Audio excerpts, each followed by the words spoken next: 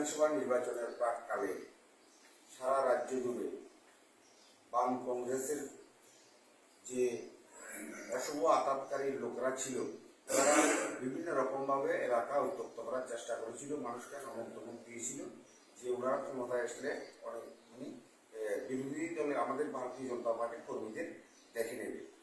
কিন্তু আমাদের সরকার প্রতিষ্ঠিত হওয়ার পর আমাদের রাজ্যের মাননীয় মুখ্যমন্ত্রী প্রফেসর ডক্টর মানিক সাহাজি উনি যে সদর্থক ভূমিকা নিয়েছেন রাজ্যবাসী সেটা আপামর জনগণ তার ওনার সবাই প্রশংসা করছেন যে আমরা সন্ত্রাস মুক্ত ত্রিপুরা গঠন করতে চাই। কিন্তু আমরা দেখতে পাচ্ছি একটা অংশের মানুষ পরিবেশকে উত্তপ্ত করে আমাদের সরকারকে কালিবাস করার জন্য উঠে পড়ে লেগেছে।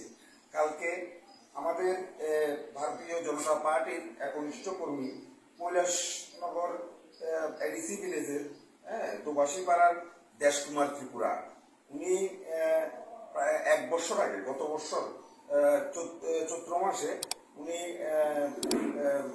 রাজকুমার ত্রিপুরার বাড়িতে কাজ করেছিল।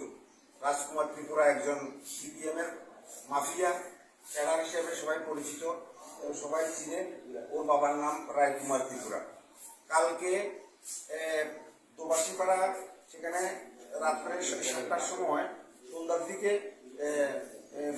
রাজকুমার দোকানের সামনে চেঁচামেচি চিৎকার করে এলাকা উত্তপ্ত করার চেষ্টা করে। তখন আমাদের ভারতীয় জনতা পার্টির কার্যকর্তা দেশকুমার এগিয়ে গিয়ে বলে যে আমাদের তো এখন মাধ্যমিক এবং উচ্চ মাধ্যমিক পরীক্ষা চলছে, সেই জন্য যে এলাকার সবাই মানে স্টুডেন্টের যাতে অসুবিধা না হয়, এলাকার যাতে শান্তি সম্প্রীতি বজায় থাকে, সেই জন্য ও সেখানের মধ্যে গিয়েছিল।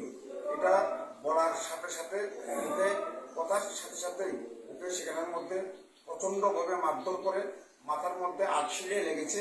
এবং আরেকটি কথা যে গত চৈত্র মাসে কাজ করার পরও এখন পর্যন্ত 400 টাকা করে 9 দিনের 4 নং 3600 টাকা, এই যে 3600 টাকা মজুরি আজ পর্যন্ত এখনো আমাদের এই যে দেশরামকে দেওয়া হয়নি। এবং দেশরাম যখন কালকে আবার বলেছিল ভাই আমার টাকাগুলো দিয়ে দে, আমি একটু খুব কষ্টে চলছি, বর্তমানে আমার হাতে টাকা নেই। টাকা খোঁজার সাথে সাথে টাকার কথা বলার সাথে সাথে আরো ব্যাপকভাবে মারধর সেখানের মধ্যে শুরু করে দিয়েছে। এখানের মধ্যে কিছু লোক উস্কানিমূলক মানে বিভিন্ন সৃষ্টি করে এলাকার মধ্যে অশান্তি সৃষ্টি করে আমাদের সরকারকে বদনাম করার জন্য উঠে পড়ে লেগেছে। আমরা এখন ভারতীয় জনতা পার্টির পক্ষ থেকে এখানে